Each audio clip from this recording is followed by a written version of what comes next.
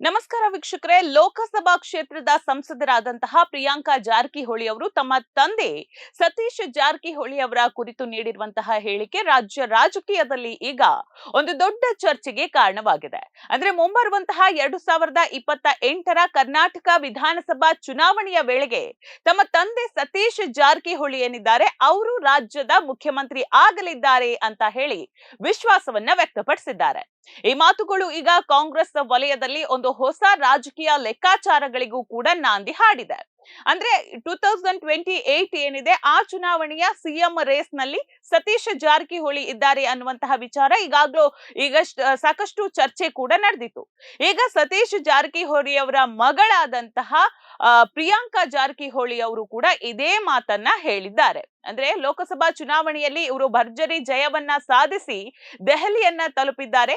ಹಾಗಾಗಿ ಈಗ ತಮ್ಮ ತಂದೆಯ ಜನಪ್ರಿಯತೆ ಮತ್ತು ಪಕ್ಷದಲ್ಲಿ ಅವರಿಗಿರುವಂತಹ ಒಂದು ಸ್ಥಾನಮಾನವನ್ನ ಮುಂದಿಟ್ಟುಕೊಂಡು ಅವರು ಈ ಹೇಳಿಕೆಯನ್ನ ಕೊಟ್ಟಿದ್ದಾರೆ.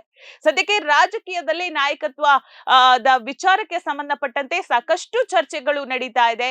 2028ರ ಹೊತ್ತಿಗೆ ಮುಖ್ಯಮಂತ್ರಿ ರೇಸ್ ನಲ್ಲಿ ಒಂದಷ್ಟು ಜನರು ಇದ್ದಾರೆ.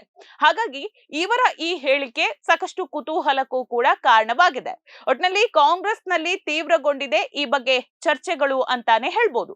ಸದ್ಯ ಕರ್ನಾಟಕ ಕಾಂಗ್ರೆಸ್ ನಲ್ಲಿ ಕೂಡ ಒಂದಷ್ಟು ಹಗ್ಗ ಜಗ್ಗಾಟಗಳು, ಅಸಮಾಧಾನಗಳು, ಮಂತ್ರಿ ಸ್ಥಾನ ಸಿಗ್ಲಿಲ್ಲ ಅನ್ನುವಂತಹ ಒಂದು ಅಸಮಾಧಾನ ಇದೆಲ್ಲ ಕೂಡ ಬೂದಿ ಮುಚ್ಚಿದ ಕೆಂಡದಂತೆ ಇದೆ. ಈ ನಡುವೆ ಈಗ ಪ್ರಿಯಾಂಕಾ ಜಾರಕಿಹೊಳಿ ಅವರು ಕೊಟ್ಟಂತಹ ಒಂದು ಹೇಳಿಕೆ ಕೂಡ ಸದ್ಯಕ್ಕೆ ಸಾಕಷ್ಟು ಚರ್ಚೆಗೂ ಕೂಡ ಕಾರಣ ಆಗಿದೆ ಅಂತಾನೆ ಹೇಳ್ಬೋದು. ಅಂದ್ರೆ ಉತ್ತರ ಕರ್ನಾಟಕದ ಪ್ರಭಾವಿ ನಾಯಕರಾಗಿರುವಂತಹ ಸತೀಶ್ ಜಾರಕಿಹೊಳಿ ಪರವಾಗಿ ಅವರ ಬೆಂಬಲಿಗರು ಕೂಡ ಈಗಾಗಲೇ ಮುಂದಿನ ಸಿಎಂ ಅನ್ನುವಂತಹ ಘೋಷಣೆಗಳನ್ನ ಕೂಗ್ತಾ ಇದ್ದು, ಅದಕ್ಕೆ ಮಗಳ ಹೇಳಿಕೆ ಕೂಡ ಈಗ ಮತ್ತಷ್ಟು ಬಲ ತುಂಬಿದಂತಾಗಿದೆ ಅಂತಾನು ಹೇಳ್ಬೋದು.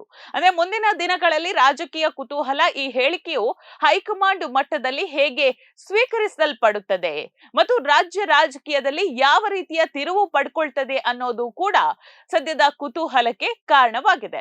ಪ್ರಿಯಾಂಕಾ ಜಾರಕಿಹೊಳಿ ಅವರು ತಮ್ಮ ತಂದೆಯ ಮುಂದಿನ ರಾಜಕೀಯ ಭವಿಷ್ಯದ ದೃಷ್ಟಿಯಿಂದ ಈ ಮಾತನ್ನ ಆಡಿದ್ದು 2028ರ ವಿಧಾನಸಭಾ ಚುನಾವಣೆಯ ವೇಳೆಗೆ ಕಾಂಗ್ರೆಸ್ ಪಕ್ಷದ ಆಂತರಿಕ ವಲಯದಲ್ಲಿ ಸಿಎಂ ಹುದ್ದೆಗಾಗಿ ಒಂದು ಭಾರಿ ಒಂದು ಪೈಪೋಟಿ ಏರ್ಪಡುವುದರಲ್ಲಿ ಒಂದು ಯಾವುದೇ ಅನುಮಾನ ಇಲ್ಲ ಅಂತ ಹೇಳ್ಬಹುದು. ಅವರ ಈ ಹೇಳಿಕೆ ಇದೆಲ್ಲದಕ್ಕೂ ಕೂಡ ಒಂದು ಮುನ್ಸೂಚನೆಯಂತೆ ಕಾಣ್ತಾ ಇದೆ.